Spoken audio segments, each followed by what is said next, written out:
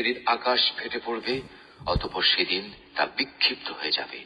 ফেরেশতারা আল্লাহর আদেশ পালন করার জন্য আকাশের প্রান্তে অবস্থান করবে, আর তাদেরই 8 জন ফেরেশতা তোমার মালিকের আরশ তাদের মাথার উপর বহন করে রাখবে।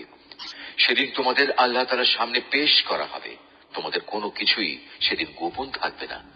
সেদিন যার আমল নামা তার ডান হাতে দেয়া হবে, সে খুশিতে লোকজনকে ডেকে বলবে, তোমরা কে কোথায় আছো, এসো এবং আমার আমল নামার পুস্তকটি পড়ে দেখো।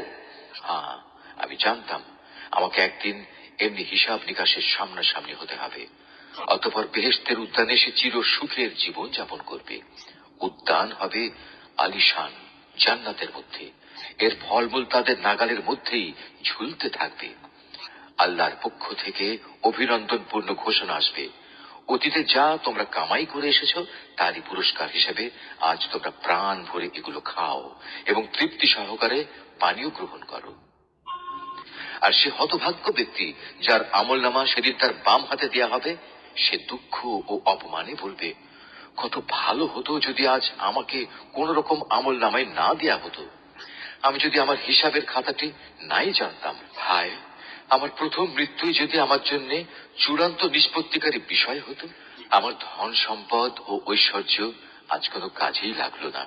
আজ আমার কর্তৃত্ব ও ক্ষমতা নিঃশেষ হয়ে গেল। এ সময় জাহান্নামের প্রহরীদের প্রতি আদেশ আসবে, যাও, তোমরা তাকে পাকড়াও করো, এরপর তার গলায় শেকল পরিয়ে দাও। অতঃপর জাহান্নামের জ্বলন্ত আগুনে তাকে প্রবেশ করাও এবং তাকে 70 গজ শেকল দিয়ে বেঁধে ফেলো। কেননা সে কখনো মহান আল্লাহর উপর বিশ্বাস স্থাপন করেনি। সে কখনো দুস্থ অসহায় লোকদের খাবার দেওয়ার জন্য অন্যদের উৎসাহ দেয়নি। এ কারণেই আজকের এ দিনে তার প্রতি দয়া দেখানোর কোনো বন্ধু নেই।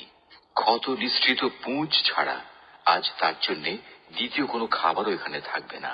একান্ত অপরাধী ব্যক্তিরা ছাড়া অন্য কেউই আজ তা খাবে না। তোমরা যা কিছু দেখতে পাও আমি তা শপথ করছি, আরো শপথ করছি সেসব বস্তুর যা তোমরা দেখতে পাও না। নিঃসন্দেহে এ কিতাব একজন সম্মানিত রাসূলের আনিত বাণী। এটা কোনো কবির কাব্য কথা নয়, যদিও তোমরা খুব কমই বিশ্বাস করো। এটা কোনো গণক কিংবা জ্যোতিষীর কথাও নয়, যদিও তোমরা খুব কমই বিবেক বিবেচনা করে চলো।